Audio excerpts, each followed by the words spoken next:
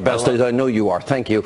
All right. Welcome to Hannity. My opening monologue in just a few minutes. But first, as you know from all the reporting today, tragedy strikes Maryland. Earlier today, an armed gunman killed and seriously injured multiple individuals at a newspaper office. This in Annapolis, Maryland.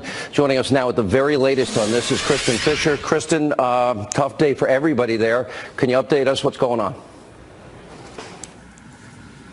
Yeah, Sean. Well, police are now confirming that this was indeed a targeted attack on the Capital Gazette newspaper. Now, we still don't know if this shooter had a problem with the paper as a whole or with individual employees at the paper, but police say this was a targeted attack, and this shooter came in around 2:30 today with a shotgun and smoke grenades. He walked through the first floor of the building, which is this brick building just behind me, and he went through shooting and killing 5 people, injuring about 2 more.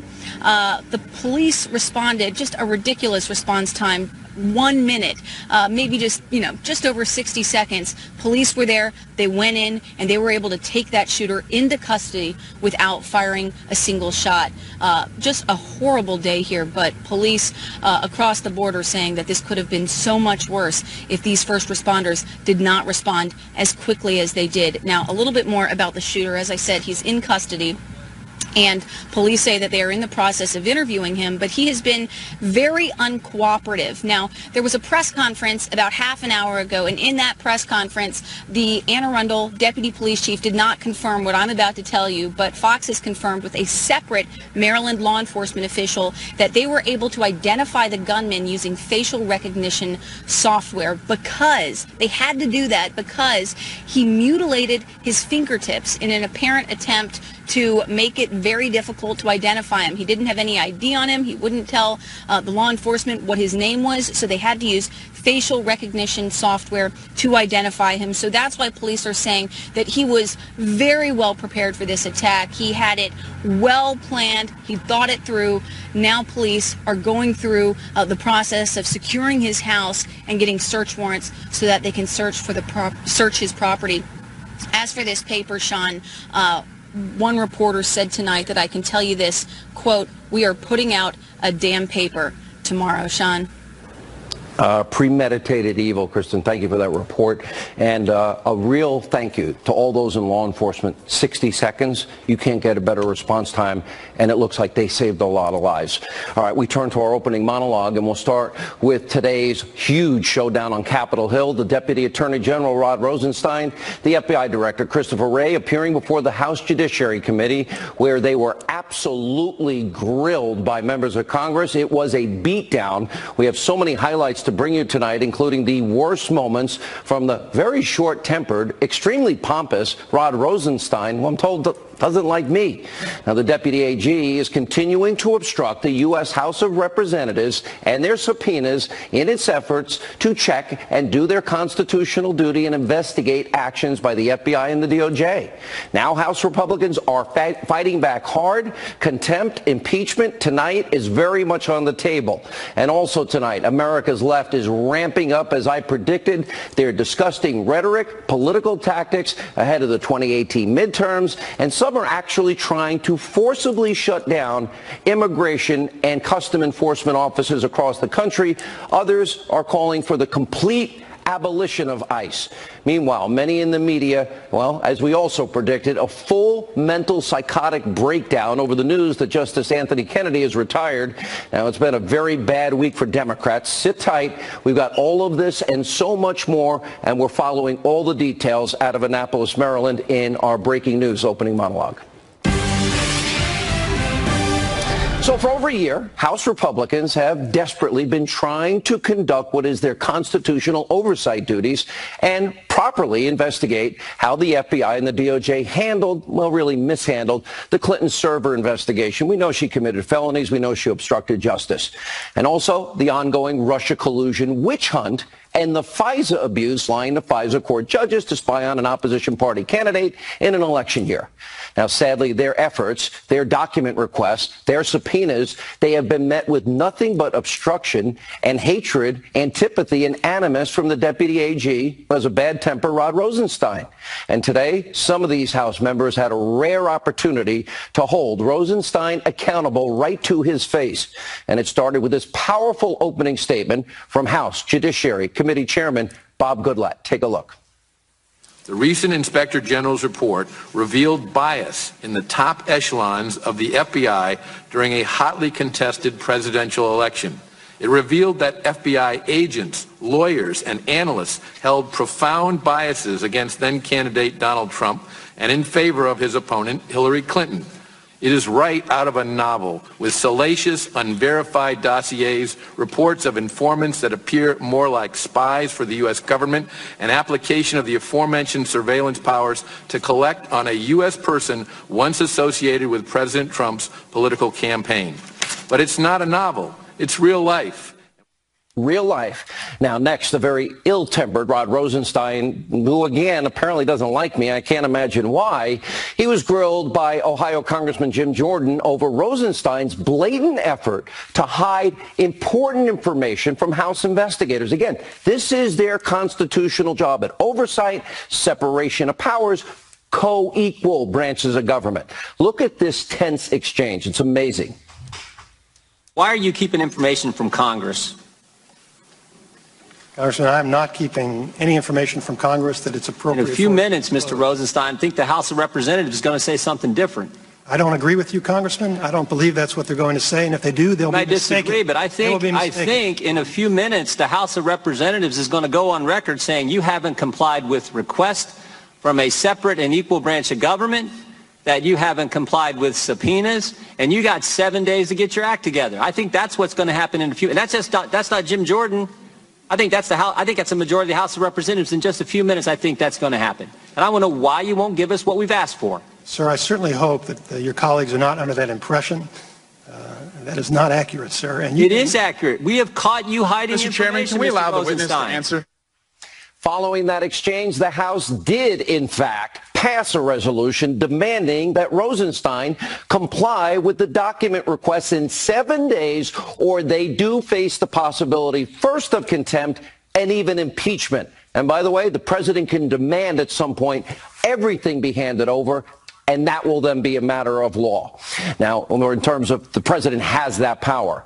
One of the issues at play here, the House investigation into possible coordination between the Clinton campaign and the FBI's initiation of that so-called Trump Russia, which we now know to be witch hunt. One of the small part of the scandal surrounds Bruce and Nellie Orr. Look right there, 2016. Nellie was conducting the op research for the Clinton campaign. Remember Fusion GPS? Right alongside ex-foreign spy, foreign national Christopher Steele, Visa Fusion GPS, all while her husband Bruce, a high-ranking DOJ official, was the federal government's point of contact for the same Christopher Steele. Now, Rod Rosenstein is saying he was totally unaware of the connection. Really? I don't believe that. Take a look. You said earlier Bruce Orr was not working on the Russia investigation. Let me ask you, to my knowledge. To your knowledge, did you not know that Bruce Orr was meeting with Christopher Steele, getting the information about the dossier and supplying that information to the FBI at the same time his wife Nellie was working for Fusion GPS that was helping Hillary Clinton? Did you not know he was doing that for the FBI? Correct. You did not know that? Correct. Okay, so he officed a couple of doors down, but you had no idea that he was actually the go-between to get that information. Another key question was asked by Florida Congressman Ron DeSantis, and it's a question we have now been asking right here on this show for months. Why hasn't Rod Rosenstein recused himself from the Mueller witch hunt? Now, notice a lot of what you're hearing tonight should be recognizable to you because we have been reporting this for a long time, and it was all true. Take a look. You appointed Mueller, you're supervising Mueller, and it's supposedly about collusion between Trump's campaign in Russia and obstruction of justice, but you wrote the memo saying that Comey should be fired, and you signed the FISA extension for Carter Page. So my question is to you, it seems like you should be recused from this more so than Jeff Sessions, just because you were involved in making decisions affecting both prongs of this investigation. Why haven't you done that?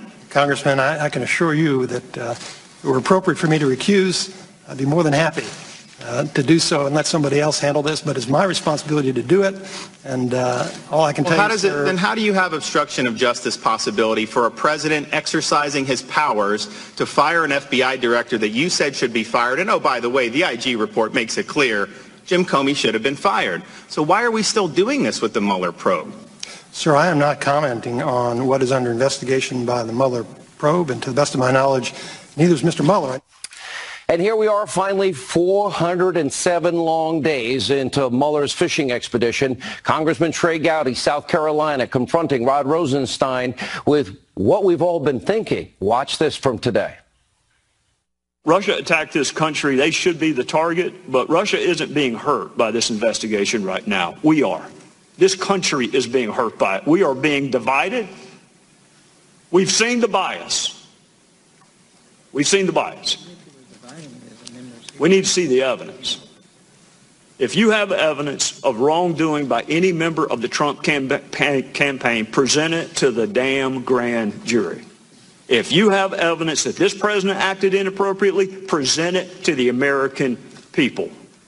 There's an old saying that justice delayed is justice denied.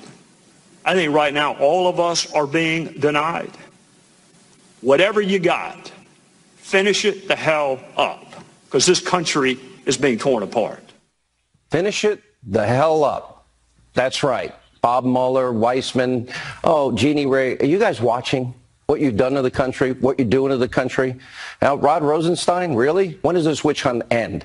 And Rod, it's your constitutional duty, checks and balances, co-equal branches, to provide members of Congress with the subpoenaed documents and information they need so they can do their job and check your department. In 7 days from today, if the DOJ continues this obstruction, I urge every single member of the House to now take action to, yes, move to contempt, and yes, impeachment. Enough is enough. Trey Gowdy was right. And, of course, many Democrats, they're just perfectly fine with DOJ obstruction. Their friends in the deep state have a lot to hide. Now, meanwhile, as Robert Mueller's witch hunt is producing literally zero evidence that the president ever did anything wrong, well, the people on the left, they are now predictably beginning to unravel. And their favorite new target, the U.S. Immigration and Customs Enforcement Agency, that's doing the jobs that Congress passed, their laws. Now, throughout the week, hundreds of left-wing protesters, they, quote, occupied ICE offices all across multiple cities, forcing some to actually temporarily close their doors. And these demonstrators blocked entrances. They obstructed ICE employees. They attempted to camp out in front of the building. The Hill reported many protesters celebrated the news that their occupation actually prompted delays in some operations at the center. But, quote, this may result in some immigrants being detained for weeks longer than expected. Great job. Now, this all culminated today in Washington, D.C., where 575 people were arrested after literally storming the Hart Senate building. Now, multiple Democratic lawmakers, they were in attendance, including one congresswoman from Washington who was actually arrested. Now, sadly, this anti-ICE rhetoric from the left on TV is even far worse. Watch this. I think there's no question that we've got to critically re-examine ICE and its role and the way that it is being administered and the work it is doing, and we need to probably think about starting from scratch. I think we need to abolish ICE. That seems really clear. They have strayed so far from the interests of the American people and the interests of humanity. We need to abolish it. Eliminating ICE, for instance, and President Trump. Yes. ICE isn't doing what it was created to do. It's being used as his own personal police force, and in those actions, it's actually making us less safe.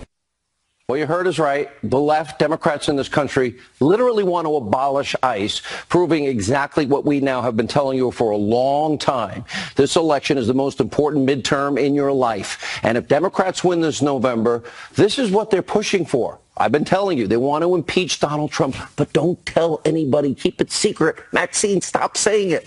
Next, they want to keep Obamacare. How's that working out for you? And of course, they want to make sure that you get paid less. They're actually campaigning and saying publicly they want to repeal the Trump tax cut and raise your taxes. And of course, as you see, they want open borders. They do not want a wall. And number 5, they want to destroy whoever the president picks to replace Justice Kennedy on the U.S. Supreme Court. No vision, no betterment of the American people at all. Democrats have no agenda, no real plan for improving this country, helping the forgotten men and women.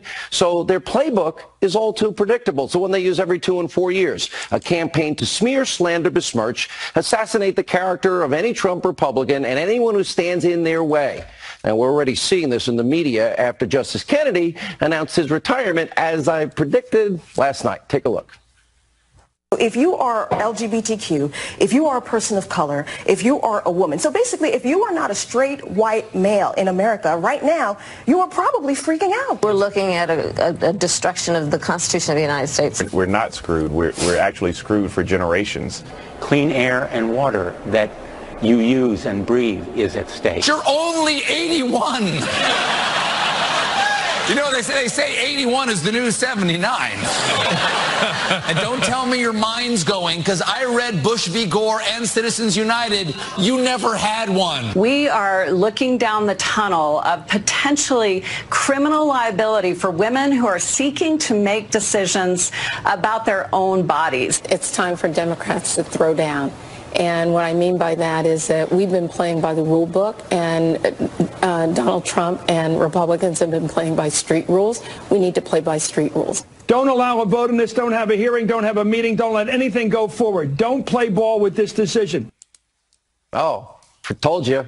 Now, if you think that's bad, it gets even worse. Look at this disturbing image from the Huffington Post. By the way, viewer warning, this is pretty disturbing. A clothes hanger with the words of "the end of Roe." Also, I predicted last night. Think that's bad?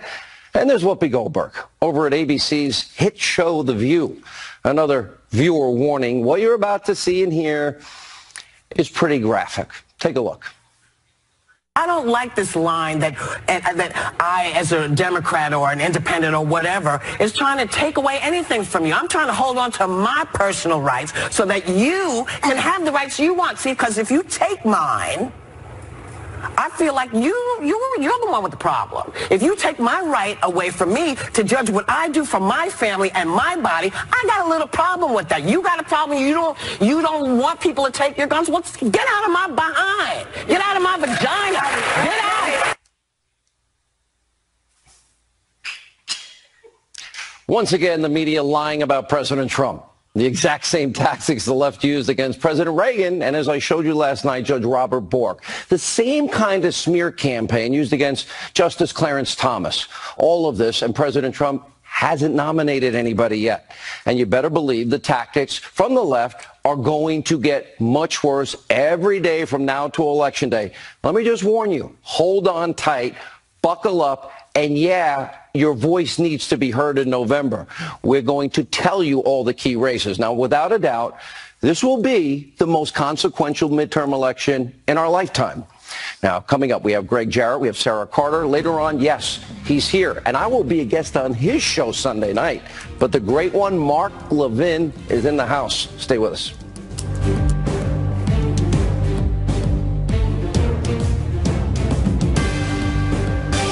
Joining us now to react to Deputy Attorney General Rod Rosenstein's appearance on Capitol Hill today. Well, there she is, Fox News investigative reporter and contributor Sarah Carter. See that book? Now, early July. It's out. You can pre-order it on Amazon.com or BarnesandNoble.com. Hannity.com has the link. The Russia Hoax. It will be the definitive book. The illicit scheme to clear Hillary Clinton and frame Donald Trump. Fox News legal analyst Greg Jarrett. Let's start with you from the legal standpoint. I captured a lot of inconsistencies, and I know you did. Well, one could say they were lies by Rod Rosenstein. For example, he denied ever threatening members of the Intelligence Committee and the staff in a January 10th meeting in which he threatened to get his hands on their emails, texts, and phone records. That's a little scary, isn't it, in America? I talked to two people who were in on that meeting. They used the word threaten, and that he said he was threatening to obtain those texts and emails and so forth. So that did not appear to be terribly truthful by him. He also wasn't truthful when he said, I'm not withholding any evidence of subpoenaed records. Well, his own letters refusing to turn over the documents or evidence that he's withholding, and yet he said, I'm not withholding. There wasn't a lot of truth in Rod Rosenstein today. Let me go get your initial reaction, Sarah Carter. I think that when Representative Trey Gowdy questioned him and made his statement saying, if you have any evidence of this, Rod Rosenstein, let's just get it out right now. Stop dragging the American public, this administration and our country through the mud. If you have evidence that anything happened with the Trump administration, with President Trump, you know, get it out there. Let us know what it is. But he never once has done that. And if you look at the IG report, Sean, and you look at what happened today on Capitol Hill and how he evaded and avoided questions, and I tell you, Greg is 100% right. I've spoken to similar sources who have been in those backroom meetings with Rod Rosenstein. I spoke to one person, too, that was personally the victim of the temper tantrum. Absolutely. A direct conversation that was relayed to me. So Rod Rosenstein flat out lied. He lied to Congress and he lied to the American people. And we just got to call a spade, call it what it is. And if you look at the IG report, I want to go back to that really quick. And we look at Strzok himself. I was looking at it in more detail and talking with some sources tonight. And you know, there's one point where Strzok tries to explain the insurance policy question. Remember in August, that text message that he sent to Lisa Page about having an insurance policy and talking with Andy McCabe. And he explains it away as saying, well, we were talking about how aggressive we were going to be or how overt we were going to be with this investigation. And when I was talking to FBI sources about this, they said that is so telling, because at that moment in time when he let that out to Horowitz, when he made that statement, he was basically saying, we're going to go after Trump, even if it means going after the people around him, even if it means putting disinformation out there in the media, even if it means arresting people for crimes that were committed 10 years ago, or maybe they're not even crimes, but just giving that aura around the president. So the chaos here really has been the FBI and the people on the 7th floor and the DOJ, and not even so much the Russians anymore. Well I mean, said. the real chaos in our country is coming from them. You know, Rosenstein said, I'm not trying to hide anything. And I just made a short list and I wrote it down before the show. Okay, we'll stop Trump. They hid that from everybody for a period of time, or he withheld the fact that Strzok was a personal friend of Judge Rudolph Contreras, which you mentioned on this program last night.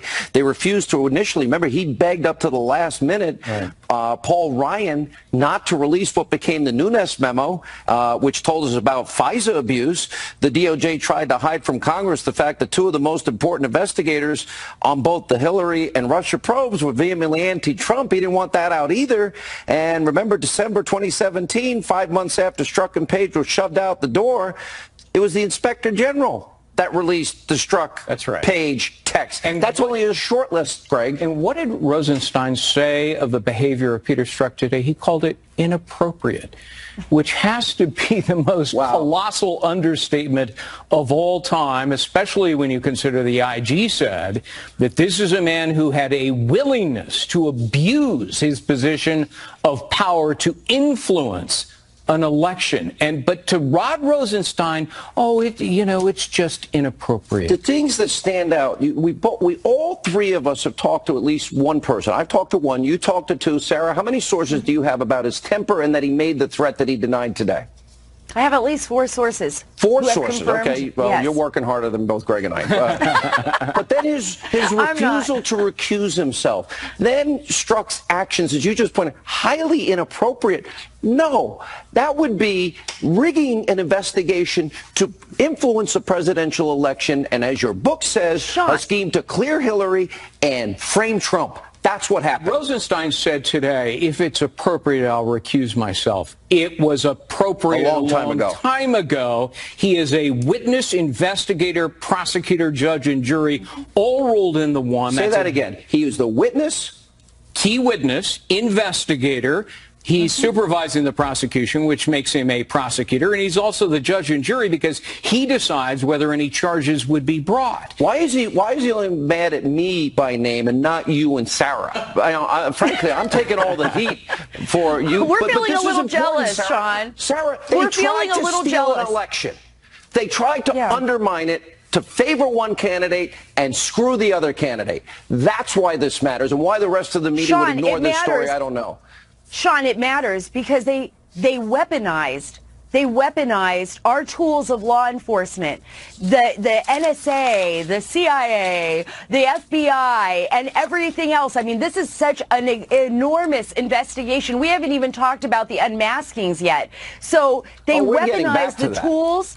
I know, and they weaponize. We need to get back to that. We need to have answers. If the United States is going to move forward, if we're going to clean up our system, our FBI and our intelligence agencies, we need to know what happened, and the truth needs to come out, and the people that abused it need to be removed. One of the most striking moments occurred today when he was asked about Mueller's, not one, but two glaring conflicts of interest that are disqualifying. Rosenstein, so I don't know of any conflict of interest with Mr. Mueller. He apparently doesn't read newspapers because dozens and dozens of law professors and lawyers have written a myriad of columns explaining the disqualifying conflicts of interest of Robert Mueller. But Rosenstein is either a modern-day Machiavelli or he is the most oblivious person to ever hold such a high position. Somebody said to me today, and I really believed them when they said this. They said, hey, you're trying to do this because you're undermining Mueller. I said, you're missing the whole story. But the more important thing that they said here is they don't get it, that they really believe that these guys, and I'll throw this to Sarah, that they actually think that they were better, smarter, and that they think they're the super patriots, and that we, the people, are stupid, and that they knew better, which is why they had to save Hillary and had to undermine Trump. But now they're caught. And they undermined the American people. They undermine the system that our nation is founded on, Sean. And just look at the most disparaging comments that Strzok and Page said about people that shop at Walmart, the American people in Pennsylvania. No, I can smell them. I can shop at smell Walmart. them. Probably I mean, there's nothing more disgusting. Well, no, there's nothing more disgusting than thinking that you know everything. Thinking that you know everything. And that's the reason why President Trump won. Let's be honest. People were sick and tired of being told they weren't smart enough, they're not good enough, they don't know what to do. And you know what? The American people said, you know what? We are smart enough, we are good enough, and we don't really care what you have to say because we live in this country and we're going to vote for who we want to vote for. And if Trump hadn't have won, if Trump would not have won this election, think about what the alternative would be. We would never know what happened. Fox.com, please mark that Sarah monologue. You get the last word. People like Rosenstein and Comey and Strzok and Lisa Page and McCabe and the whole gang are a symbol of corruption and how absolute power corrupts absolutely. We haven't been wrong on one thing, have we? Not yet. Not yet. It's scary. And the media has ignored it. Frankly, you guys deserve Pulitzer Prizes. Amazing. I can't wait for your book. Sarah, great job as always. When we come back, don't touch that dial. I have an announcement. The great one, Mark Levin and I will make it next. That's straight ahead.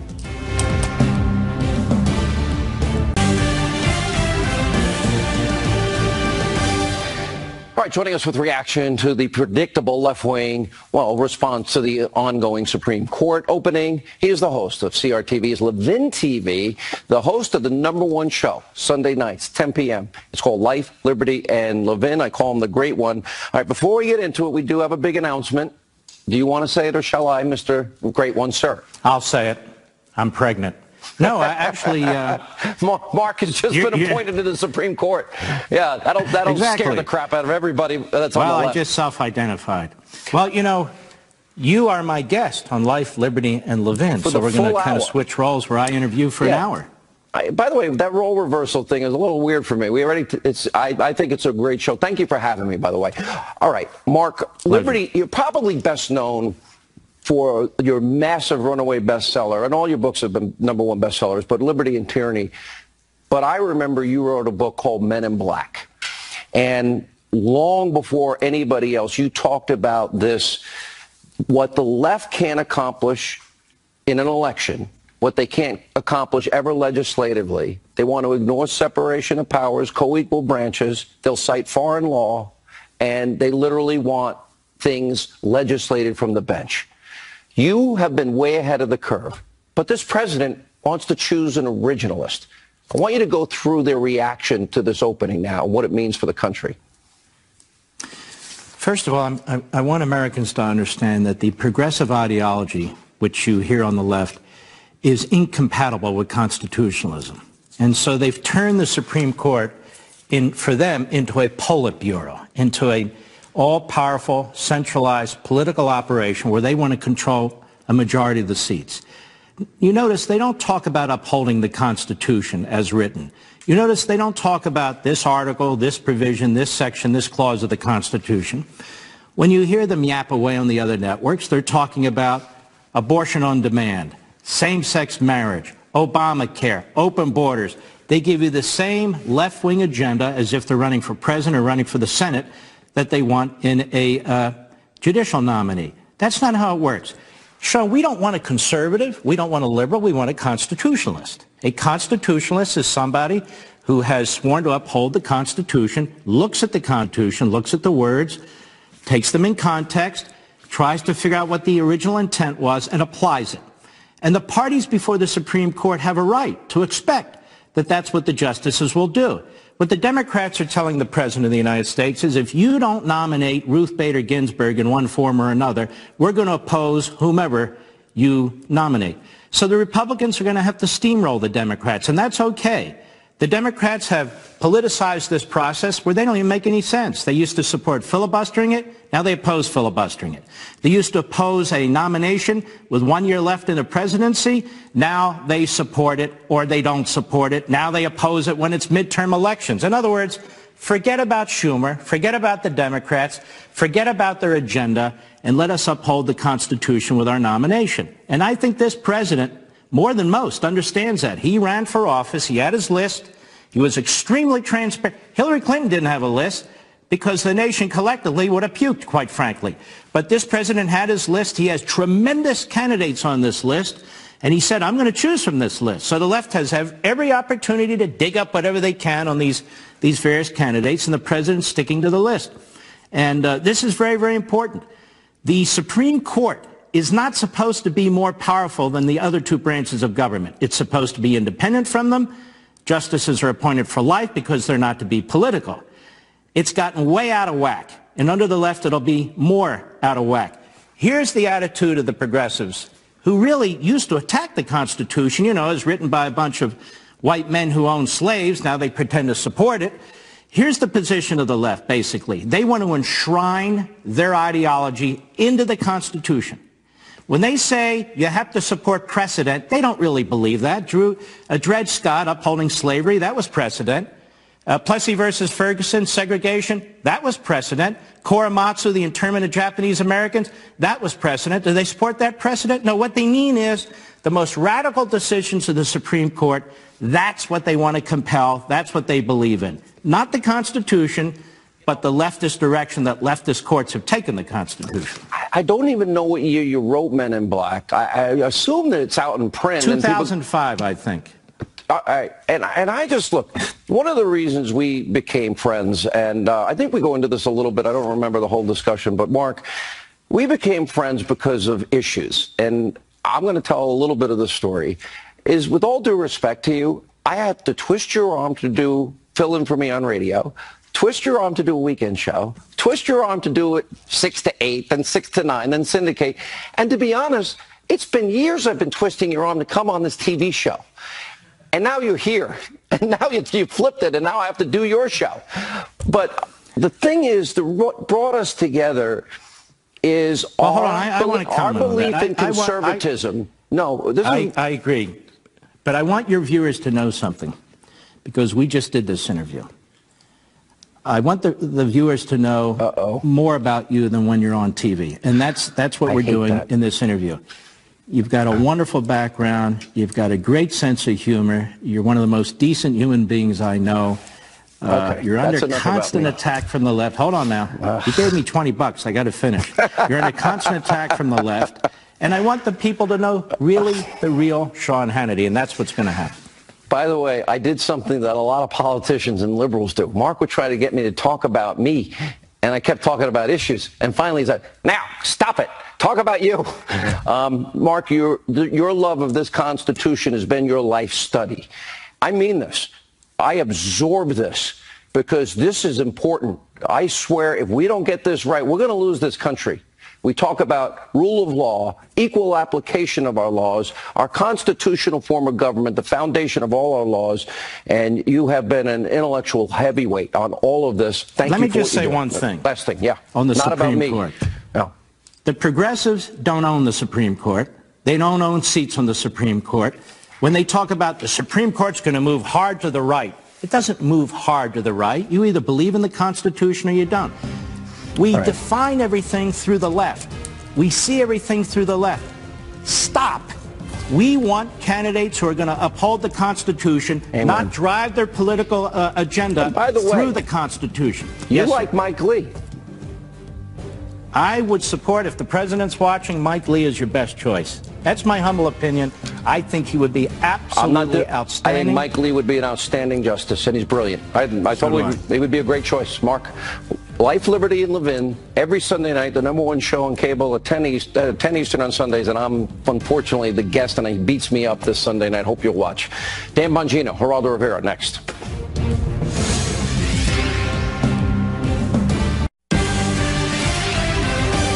Extremist Democrat politicians have called for the complete elimination of ICE. We don't want ICE anymore. You know what would happen to parts of our country?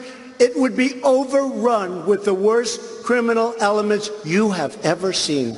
All right, that was the president last night at a rally in North Dakota, hammering Democrats for their destruction of ICE. Here now, former Secret Service agent, NRA TV contributor Dan Bongino, author of the bestseller, The Geraldo Show, Fox News correspondent at large, Geraldo Rivera. Geraldo, we have more details now on the shooter that just developed. Let me read this to you if I can. Yeah, I wear glasses. They don't want me to wear them on TV. Too bad. Maryland law enforcement, they've identified him. I won't give the name out, Geraldo, but here's what we know tonight that we did not know earlier. He lost a defamation case that he brought against this newspaper in 2015, and over a 2011 column, he contended defamed him. So obviously disgruntled with the paper, the column provided an account of his guilty plea to criminal harassment of a woman on social media. By the way, police were there in 60 seconds, Geraldo. That's how great they are. And he was not cooperating with investigators. He had canisters of smoke grenades he used inside the building. He was prepared. He obviously premeditated this evil to shoot people. I mean, they're just as evil. Look, I want to say one thing. It really is infuriating. As harsh as I've been against Maxine Waters, these are separate issues, and her call to confront people. This is separate and apart, as I said 10 times on my radio show today. The language is getting out of control. But there was a race today to say, well, just because the president says fake news and he believes, and as I do, that the media lies, they almost were trying to say, wow, I wonder if this is a Trump supporter.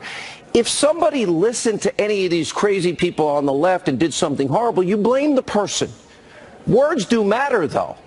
But the president saying fake news is not bad because they do lie constantly.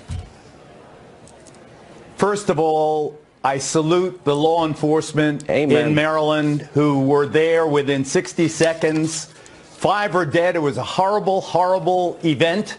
And yet, if 2 minutes had gone by, or 3 or 4, or if the cops chickened out the way they did down in Parkland High School, it could have been a far worse massacre. So God bless the cops in Maryland who did what they had to do. Also, shame on everybody, right and left, who blamed what happened today in Maryland on the civility dispute, the debate over this one saying you do this, you bad, and you. It had nothing to do with that. It was a guy with a beef, a guy with a grudge, a specific grudge, who warned the newspaper over social media, threatened them, and then carried out his hideous attack. So it had nothing to do with political philosophy. This was a beef between a deranged, despicable, murderous SOB who went and vented against the newspaper he claimed had defamed him. And if it's the left or the right, Geraldo, it doesn't matter. Words at the end of the day, they're dangerous, but people, Dan Bongino, are responsible for their own actions. And that I would encourage people to tone it down a little bit. But honestly, this is, there's one idiot on CNN, a moment many journalists have feared. And you know what they're implying there. They're implying if you say fake news and call these people out for being really liars and an extension of the Democratic Party and left-wingers, oh, that somehow is a motivation for somebody. No, it's not. That's just telling the truth, actually. Sean, Twitter today was an absolute cesspool. The obsession with some people to jump to a narrative, to tell a story right away, before anybody's even had a chance to mourn, or Sean, even worse, even had the chance to get the facts. By the way, I was on your radio show. You went through great lengths to put in, 5 or 6 caveats that you were not connecting the two. You were making a point, I was there, that yes, the rhetoric has gotten hot. And I said in response, we could all take the temperature down. There's no doubt about it. But of course, what happens? Instead of trying to solve the problem, they jump down your throat, they write the ridiculous op-eds, and what happens? Nobody talks, Sean, ever. It just becomes a shouting match in both directions. It's really sad, this obsession with narratives over facts. Twitter, I had to log off. I haven't tweeted in 2 hours. I can't take it. I honestly, Geraldo, I tweet out only news and information for the most part now. It is a cesspool. I mean, it's gotten, through anonymity, and you sit in your basement in your underwear, you can say anything you want. That's absolutely true, and there's no governor on social media. It just is puke coming out of too many mouths. It's really disgusting. I have to say this about ICE, though. The story we were booked to talk about. It is not merely the hundreds of protesters who were arrested today around the country who want to, if not abolish, then severely reform ICE. Today, ICE is divided into the Homeland Security investigations and the enforcement and removal operations. The Homeland Security investigations are the guys who go after the gangbangers and the drug cartels.